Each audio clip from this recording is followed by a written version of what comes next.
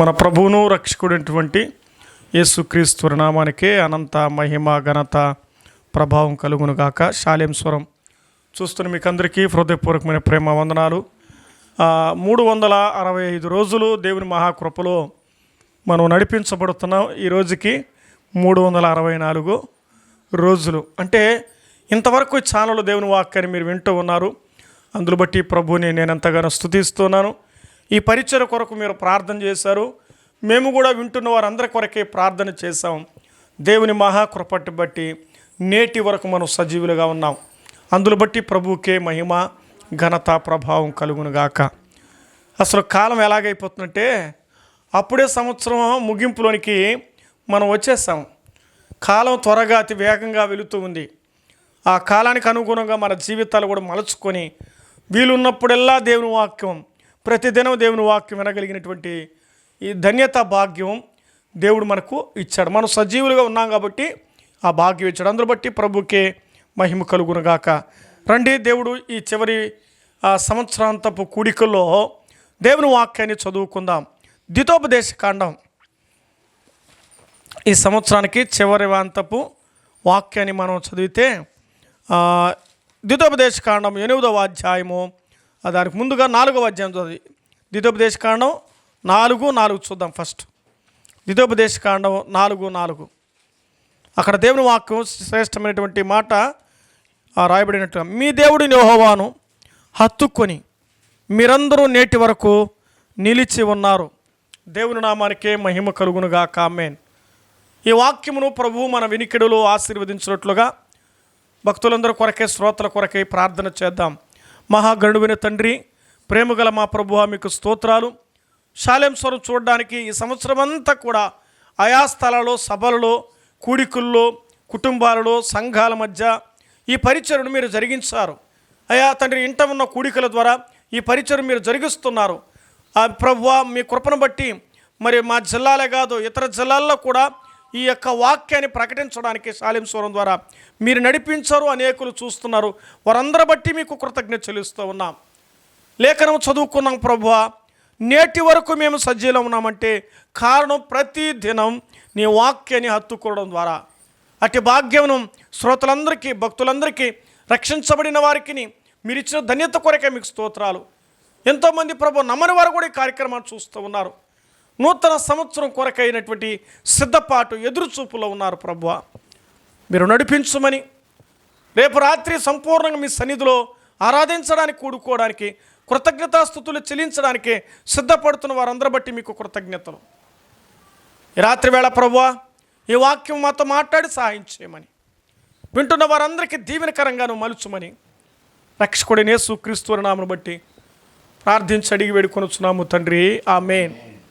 చదవబడినటువంటి లేఖన భాగం ద్వితోపదేశ కాండం 4వ అధ్యాయము 4వ వచనం. మీరు మీ దేవుడిని యెహోవాను హత్తుకొని మీరందరూ నేటి వరకు సజీవులై ఉన్నారు అని చూస్తున్నాం.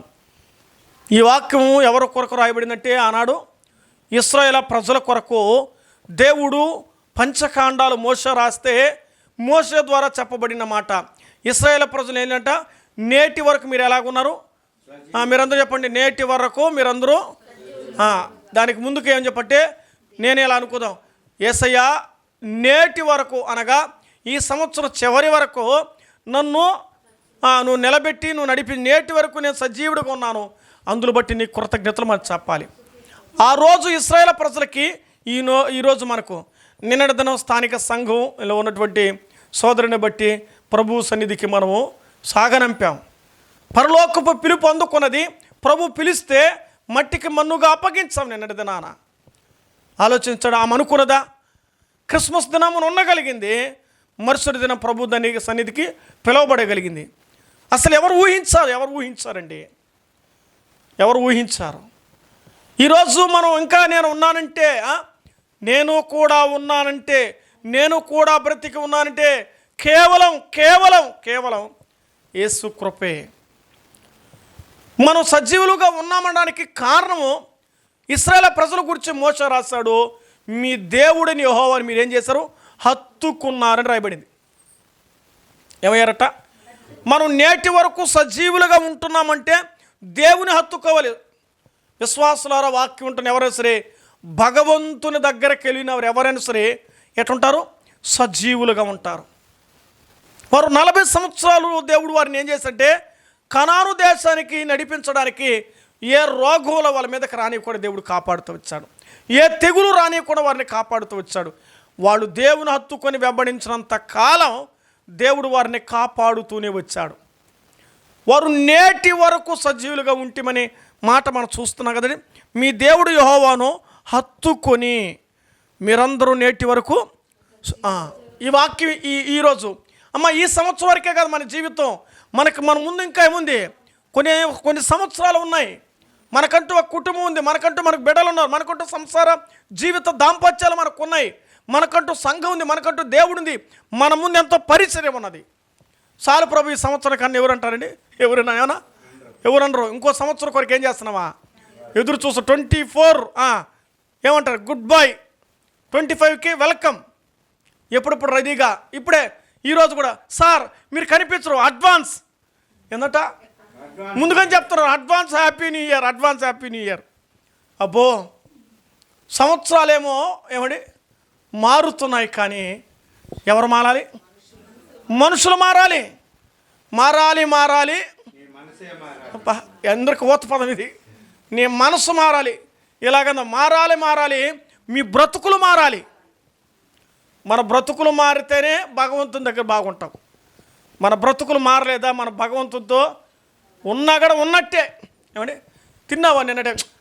తిన్నాలే అంటే ఏమంటే తిన్నాలే అంటే అర్థం అంటే తృప్తిగా లేదని అర్థం. మరి ఏమి కడుపు నిండిపోయింది, భలే తిన్నారబ్బా అంటాడు. ఆ ఓడు అనుభవించే విధంగా చెప్పాలి. దేవుని వాక్యంలో రాయబడుతుంది, యేసయ్యను హత్తుకున్న వారి జీవితాల్లో సజీవులుగా కాపాడబడ్డారు. ఈ సంవత్సరం అంతా కూడికలు నడిపించబడమండి. ఏమంటే ఈ జిల్లానే గారు మరొక జిల్లాలో వాక్యం ప్రకటించగలిగాం. మహాభాగ్యం. ప్రయాణాల్లో, రాకపోకల్లో, పనిపాటలో దేవుని యొక్క మహాకృప. మనం ఎలాగున్నాం? సజీవులుగా నేటి వరకు అని రాసుకుంటే నేటి వరకు సజీవులు. ఇశ్రాయేలు ప్రజలు పాలుతేడు ప్రపంచ దేశం వరకు వారిని సజీవులుగా దేవుడు వారిని ఉంచాడు. ఒక మాట ఇక్కడ తిప్పి చూద్దాం రండి. ఇదే 8వ అధ్యాయము. 8వ అధ్యాయంలో 2వ వచనం చదువుకుందాము.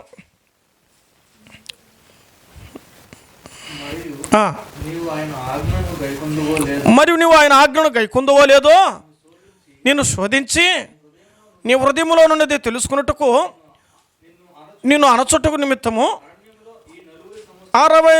ఈ అరణ్యములో 40 సంవత్సరాలు నీ దేవుడిని యెహోవా నిన్ను నడిపించిన మార్గం అంతటిని జ్ఞాపకము చేసుకునము. ఏం చేయాలంట? ఇశ్రాయేలు ప్రజలారా, నేటి వరకు సజీవులుగా ఉన్నారంటే 40 సంవత్సరాలు నడిచారంటే మిమ్మల్ని దేవుడు పరీక్ష పెట్టాడు. కాబట్టి మీరు ఎలాగుండాలి? ఒక్కసారి జ్ఞాపకం చేసుకోండి. ఏ విషయం? మీరు బతికున్నారని. ఒక్కసారి జ్ఞాపకం చేసుకోండి, మీరు నిలిచి ఉన్నారని. ఒక్కసారి మీరు జ్ఞాపకం చేసుకుని మీరు నన్ను అంటుకొని ఉన్నారని. మీరు కానీ నన్ను వదిలేస్తుంటే నేను కూడా మిమ్మల్ని వదిలేస్తా. అంతేనా? మీరు కానీ నన్ను పట్టుకున్నారు కాబట్టి నేను మిమ్మల్ని పట్టుకున్నా. మీరు నా దగ్గరికి వచ్చారు కాబట్టి నేను నీ దగ్గరికి వస్తున్నాను. మీరు నాతో ఉన్నారు కాబట్టి నేను మీతో కూడా ఉన్నాను. మీరు నా వైపు చూస్తారు కాబట్టి నేను నీ వైపు చూస్తాను. అర్థమవుతుందా? దేవుని వైపు చూసిన వారి బ్రతుకుల్లో క్షేమకరమైన బ్రతుకులు చూసాం. దేవుని విడిచిపెట్టి మరొకరు వెంబడించిన వారికి వారు శాపాలను అనుభవిస్తున్నారు.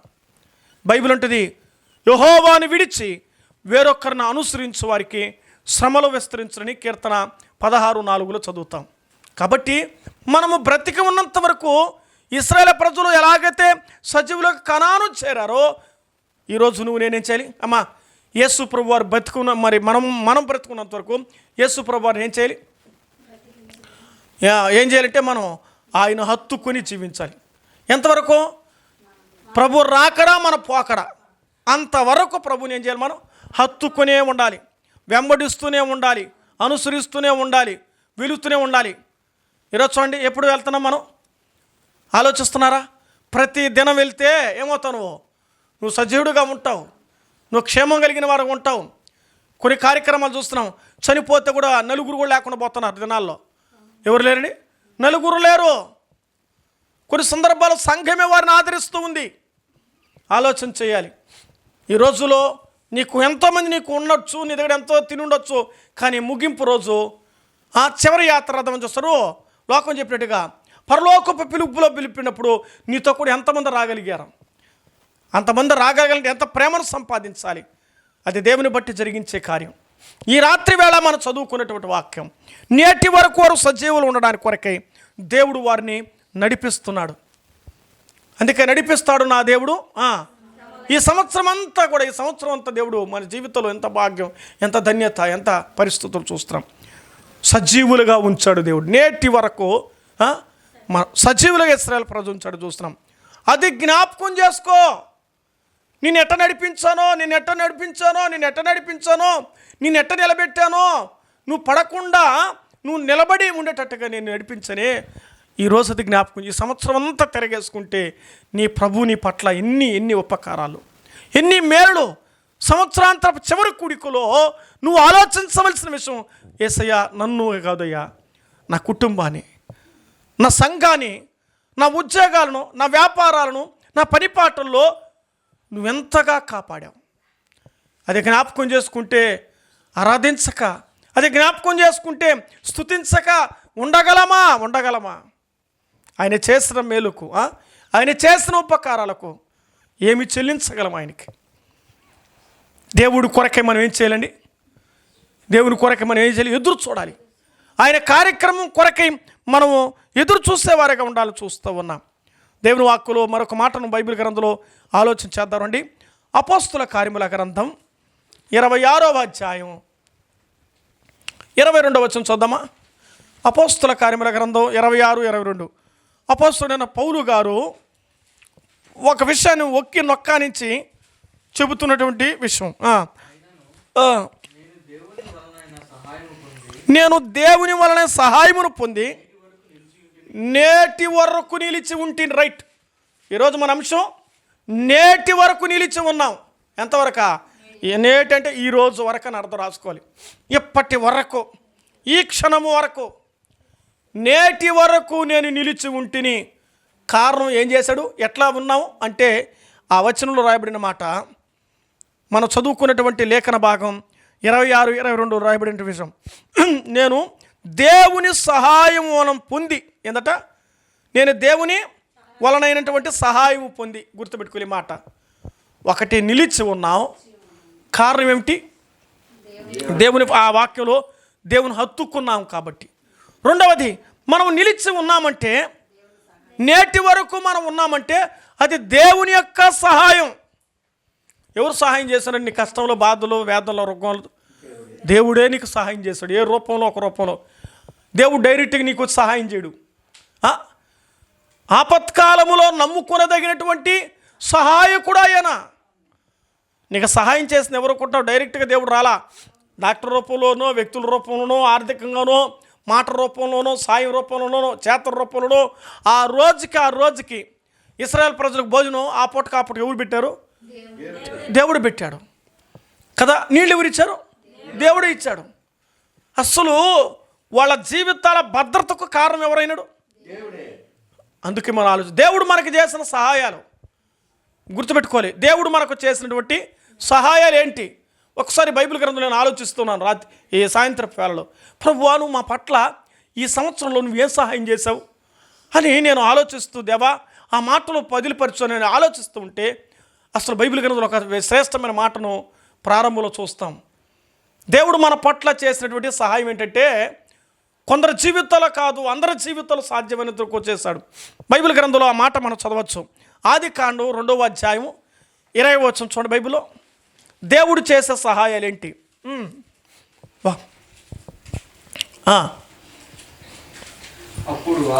అప్పుడు ఆదాము సమస్త పశువులకును, ఆకాశ పక్షులను పేర్లు పెట్టెను.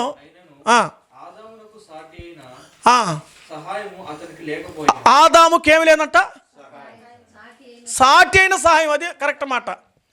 జంతువులు ఉన్నాయి, పక్షులు ఉన్నాయి, పురుగులు, వాటన్నిటికీ మరి ఆదాము పేర్లు పెట్టాడు.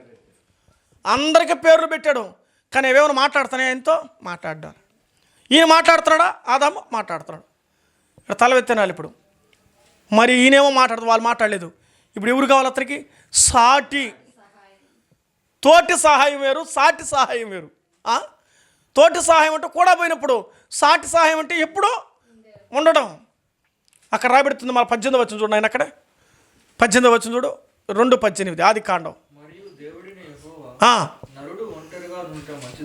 మంచిది కాదు చూస్తుండే. ఇక్కడ మీరు ఇప్పుడు రాసుకోవాలి, ఈ మొత్తానికి ఒక టైటిల్ పెట్టచ్చు. ఏ సహాయం చెప్పాలి? నేను అనుకుంటాను ఒకరికి ఒకరు తోడు సహాయం అనుకోవాలి. ఏందట? ఒకరికి ఒకరు దేవుడు తోడు ఉంచే సహాయం చేశాడు. మనుషులతో మనుషులు మాట్లాడుకోవచ్చు, మనుషులతో మనుషులు భావోద్రేకాలు చెప్పుకోవచ్చు, వారికి ఉన్నట్టు వేదన, వారికి ఉన్న దుఃఖం, వారికి ఉన్న అంగలార్పు, వాళ్ళకున్న శ్రమ, వాళ్ళకు ఉన్నటువంటి ఇబ్బందులు చెప్పుకోవచ్చు. కానీ జంతువులు చెప్పుకుంటే అవేమైనా మాట్లాడగలుగుతాయా? దేవుడు ఎంత జ్ఞానండి. ఆదాము బాధ పంచుకోవడానికి, అవో బాధను పంచుకోవడానికి వారిద్దరికీ దేవుడు జత చేసి తోడు పెట్టాడు. వారికి తోడున్నాడు, అది సహాయం. భార్యాభర్తలకి దేవుడు సహాయకుడిగా ఉండగా వీళ్ళిద్దరి మధ్య ఒకరికి ఒకరు తోడు ఉండడం అనేది దేవుని యొక్క మహాకృపాభాగ్యం. అది దేవుడిచ్చినటువంటి ధన్యత, దేవుడిచ్చినటువంటి భాగ్యం. కారణం ఏంటో తెలుసా? దేవుని హత్తుకొని ఉండడం వలన, దేవునిని వెంబడిస్తూ ఉన్నందువలన, దేవుని అనుసరిస్తూ ఉన్నందువలన ఏం కలుగుతుంది? అవును, ఈరోజు మన జీవితంలో దేవుడు మనకు తోడే కాదు, కుటుంబంలో మనకుంచి తోడు అండగా ఇచ్చాడు. కుటుంబ జీవితానికి మనకు దేవుడు సహాయం చేస్తున్నాడు. కుటుంబ సహాయం చేస్తాడని చెప్పచ్చు. ఇంకా ఈ రోజులో ఎంతోమంది జీవితాల్లో భర్తలు కోల్పోయిన వారు, భార్యను కోల్పోయిన వారు, బిడ్డలు కోల్పోయిన వారు ఎంతోమంది భూమి మీద మనం చూస్తున్నామండి. మన కుటుంబాలు, మన బిడ్డలు, మన భార్య, మన భర్త, మన పిల్లలు సజీలుగా ఉన్నారంటే ఎవరి కృప? ఎన్ని ప్రయాణాలు చేసేవారు ఉన్నారు. రోడ్లో బండిలో భర్తలు రోడ్లో పోయే వాళ్ళు ఉన్నారు, భార్యలు బండిలో పోయే వాళ్ళు ఉన్నారు. లేరా? ఇప్పుడు పురుషుడులా స్త్రీలా రోడ్డు మీదకి, చిన్నపిల్లల తేడాని కూడా లేదు. అందరూ బండ్లు తోలుతున్నారు, అందరూ కార్లు తోలుతున్నారు, అందరూ కొంతమంది చూసి ఇప్పుడు కార్లు కూడా తోలేస్తున్నారు, ఫ్లైట్లు తోలుతున్నారు. ఇంతమంది జీవితాల్లో నేటి వరకు మన కుటుంబం బాగా ఉందంటే అది దేవుని సహాయం అనాలి. అది గుర్తుపెట్టుకోవాలి, అది జ్ఞాపకం చేసుకో. నేటి వరకు సహాయము అని బైబిల్లో రాయబడింది. నేటి వరకు, ఇంతవరకు దేవుడు సహాయాన్ని మనం మర్చిపోకుండా గుర్తుపెట్టుకోవాలి. ఈ సంవత్సరాల ముగింపులో చెప్పే పాఠం, సంవత్సరపు కూడికలో దేవుని వాక్యం, నేటి వరకు సజీవులుగా ఉన్నాం, నేటి వరకు సహాయం పొందుతున్నాం. ఆ సహాయమే కుటుంబ సహాయం. ఆ తర్వాత ఇంకా రాయబడిన మాట మనం గమనం చేస్తే, దినవృత్తాంతములు 2వ గ్రంథం 14వ అధ్యాయం 11వ వచనం చదవా. 2వ దినవృత్తాంతాల గ్రంథం 14వ అధ్యాయం 11వ వచనం. దేవుని యొక్క సహాయం ఎప్పుడు అని చూద్దాం. తన దేవుడిని యెహోవాకు ఆస మొరపెట్టగా సైన్యము చేతిలో, యుద్ధములో, వీరులో అంటే పోరాటంలో ఓడిపోకుండా ఎవరు లేరు? మా దేవ యెహోవా, అది మాకు సహాయము చేయము, నిన్నే నమ్ముకొని ఉన్నాము, బయలుదేరి ఉన్నాము. యెహోవా నీవే మా దేవుడు, అది నీ పైన జయమొందనీయకము చాలు అనే ప్రార్థన. అయ్యా నువ్వు సహాయం చేస్తే వాళ్ళ దగ్గర నుంచి మేము ఓడిపోమయ్యా. ఇలా రాసుకున్నాం. ఈ నేటి వరకు మనం విజయాలు పొందుతూ ఉన్నాం. లోకంలో శత్రువు మీద, కుటుంబ పరిస్థితుల మీద, దేహ పరిస్థితుల మీద మనం ఏం చేసాం? విజయాన్ని పొందాం. మనం ఆరోగ్యం బలహీనమైన జయించామా? కుటుంబాల కష్టాలు ఉన్న జయించామా? రోగ బాధలు ఉన్నప్పుడు జయించామా? దురాత్మ శక్తుల మధ్యలో పీడించబడుతుంటే జయించామా? మరి అనేక విషయాల్లో మన జీవితాల్లో కన్నీటి దుఃఖ సాగరంలో ఉన్నప్పుడు మనం జయించామా? ఇవన్నీ ఎవరు చేస్తారనుకుంటున్నావు? ఆయన వెంబడిస్తున్నందువలన, ఆయన హత్తుకుంటున్నందువలన, ఆయన తోడు ఉన్నందువలన మనం జయించగలిగాం. అందుకే తోడే ఉన్నందున ఈ పాటలు, రేపటి రాత్రి ఒక నూతనమైనటువంటి పాటను పాడేటప్పుడు ఆ పాటలో, ఆ పదజాలలో నేను రాసుకున్నటువంటి ఈ ప్రసంగ శీర్షికలు ఉన్నాయి. దేవుని వాక్యం ఆయన తోడు వలన మనం చూస్తూ ఉన్నాం. జయం పొందావు. అయ్యా నువ్వు చేస్తే సహాయం పొందుతావు. నువ్వు చేస్తే, నువ్వు ఉంటే చాలు ప్రభువా, నువ్వు ఉంటే చాలు. దేవుడు బలహీనుని బలపరిచాడు. ఆ రోజు ఎవరిని? బలహీనులు బలపరిచాడు. ఈ సంవత్సరంలో బలహీనత లేవా? శరీర బలహీనత లేవా? పాప బలహీనత లేవా? కళ్ళు బలహీనత లేదా? చేతులు బలహీనత లేవా? నోరు బలహీనత లేదా? దేహ బలహీనతలో మనం ఉన్నాం. వాటన్నిటిలో దేవుడు తప్పించి నేటి వరకు సజీవుడిగా వాటి మీద జయమిచ్చాడు. ఏమంటే ఆలోచించండి. అసలు ఊహించిన విధంగా మానవుని యొక్క జీవితాల్లో ఎన్ని బలహీనతలు ఏర్పడ్డాయి, ఎన్ని రకాలైనటువంటి బలహీనతలు. ఉద్యోగ విషయాల్లో కొన్ని బలహీనతలు ఏర్పడి ఉండవచ్చు, కుటుంబ విషయాల్లో కొన్ని బలహీనతలు ఏర్పడి ఉండవచ్చు, బంధువర్గంలో కొన్ని బలహీనతలు ఏర్పడి ఉండవచ్చు. ఎన్ని బలహీనతలు నీ మీద ఉన్నా వాటన్నిటినీ దేవుని మీద నువ్వు ఆధారపడగా, దేవుని దగ్గర నువ్వు ఆక్రందన చేయగా, నీ ఆక్రందన దేవుడు ఆలకించాడు. ఆయన అందులో బట్టి నువ్వు జ్ఞాపకం దేవా, నేటి వరకు నీ కృపను బట్టి నేనేం పొందాను? సహాయము పొంది విజయాన్ని పొందాను. సహాయము పొంది నేను తోడు మా కుటుంబ జీవితం కాపాడుకోగలిగాను. సహాయం పొంది నేను విజయం పొందగలిగాను. మరొక మాట చూద్దాం రండి. దినవృత్తాంతాల గ్రంథం మొదటి గ్రంథం 18:6. దినవృత్తాంతములు మొదటి గ్రంథం 18వ అధ్యాయం 6వ వచనంలో ఏం రాయబడుతున్న వాక్యం చూద్దామా? అక్కడ రాయబడిన వాక్యం చూద్దాం రండి.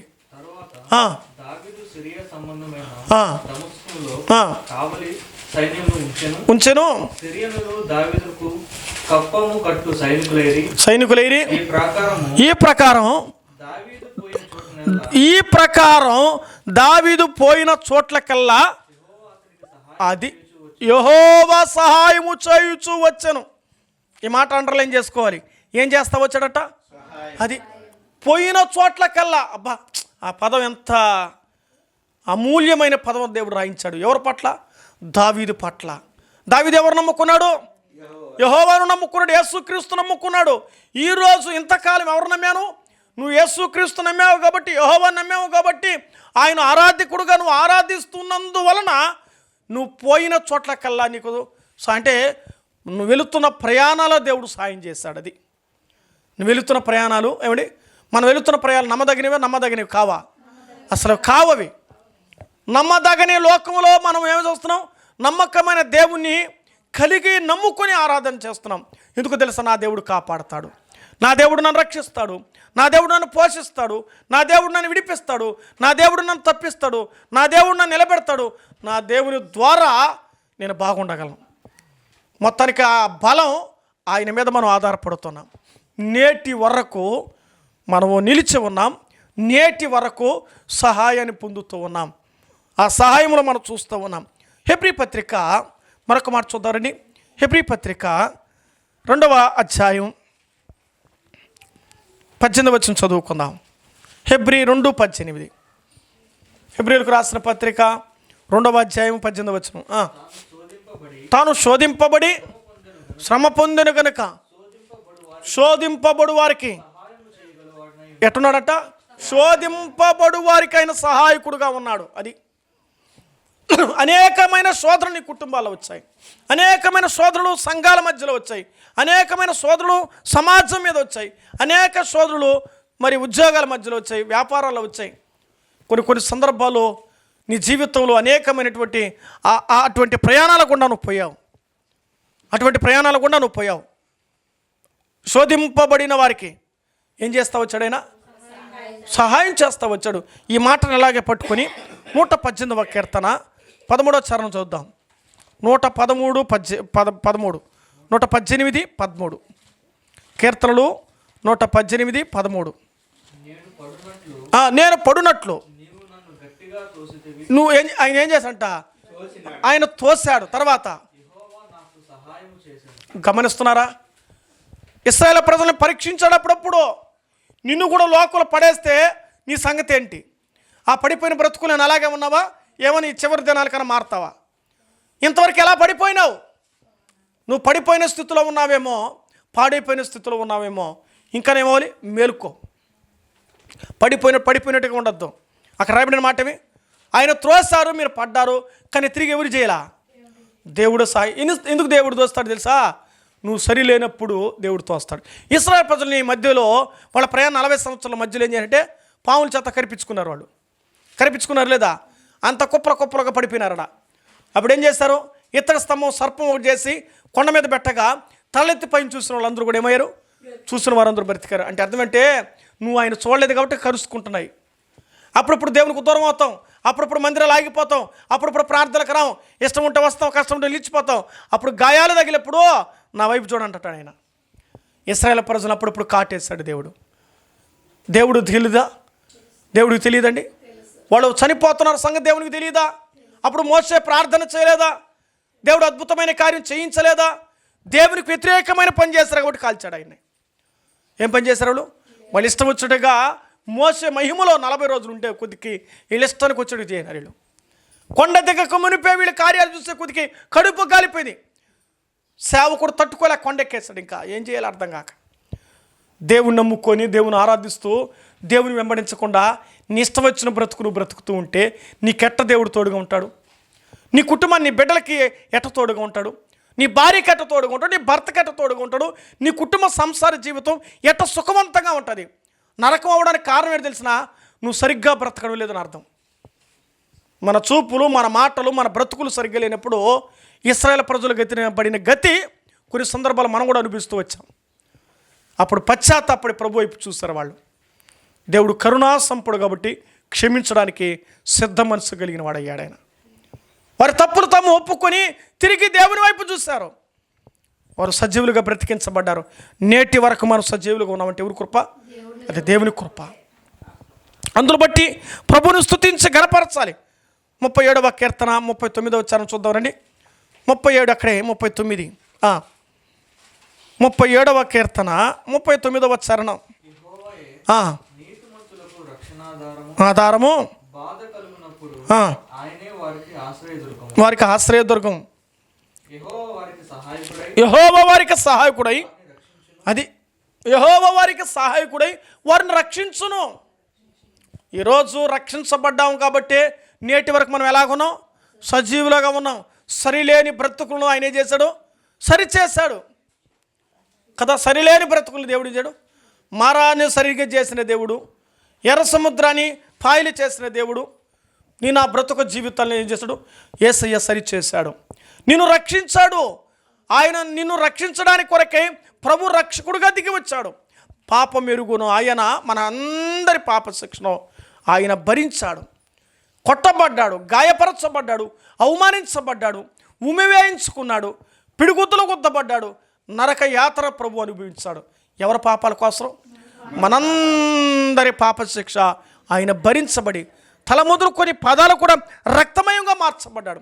అణువణువున రక్త గాయాలతో ప్రభు రక్తం చిందించాడు. చనిపోయి సమాధి చేయబడి తిరిగి లేచాడు. యేసు క్రీస్తుని రాత్రి వేళ ఎవరైనా వింటున్నా నేస్తమా, ప్రభు నిన్ను క్షమిస్తాడు. ఈ సంవత్సరంలో చివరి రోజులోనికి నువ్వు వస్తూ ఉన్నావు. ఇదిగో 31 అయితే తర్వాత 1 నీ ముందుకు రాబోతుంది. ఇంకనైనా సరే నీ జీవితం మార్చుకొని పశ్చాత్తాపడి ప్రభు కొరకు నీ హృదయం ఇస్తే నిన్ను క్షమిస్తాడు, నీకు పరలోక భాగ్యం ఇస్తాడు. లేదా యుగ యుగాలు ఆ ఇశ్రాయేలు ప్రజలు కాటు వేయబడినట్టుగా మాటి మాటికి శోధనలనే కాటు, శ్రమలనే కాటు నువ్వు అనుభవించకుండా తప్పించబడాలంటే నువ్వు దేవుని ఎదుట హత్తుకొని జీవించడం నేర్చుకో. ఒక వ్యక్తి హత్తుకోవాలంటే తగిన యోగ్యత ఉండాలి. ఎవరంటే పోయి దారిలో డాడీ అంటే ఒప్పుకుంటారండి? ఒప్పుకోరు కదా. దారిలో అయినా ఎవడో వైపులో డాడీ అని అనుకో, వాళ్ళ పక్కన వాళ్ళవా మీ మిస్సెస్ ఉందనుకో, ఏమి డాడీ అంటాడంటే ఇంకంతే కథ. దాని అర్థాలే వేరే అయిపోతాయి. యేసు ప్రభు వారు నిన్ను హత్తుకోవాలంటే తగిన యోగ్యుడిగా ఉంటేనే హత్తుక్కుంటాడు. ఆ స్థాయిని మీకు అర్థం అవడానికి విషయం చెప్పారు. నువ్వు నీ తండ్రి ఎవరో ఈరోజు తెలుసుకో. ఆయన హత్తుకుంటే నువ్వు సజీవుడిగా ఉంటావు, లేదా అగ్నిగుండమే. అది అర్థం చేసుకో. ఈ రాత్రి వేళ నువ్వు దేవుని మాటలు వింటున్నావు. 105వ కీర్తన అంటాడు. ఒక శ్రేష్టమైన మాట చదివి ప్రార్థన చేసుకుందాం. 105వ కీర్తన 5వ చరణంలో ఏం రాయబడుతుంది చూడండి. ఆయన త్వరగా చదవచ్చునని. 105:5 వంశస్థులారా,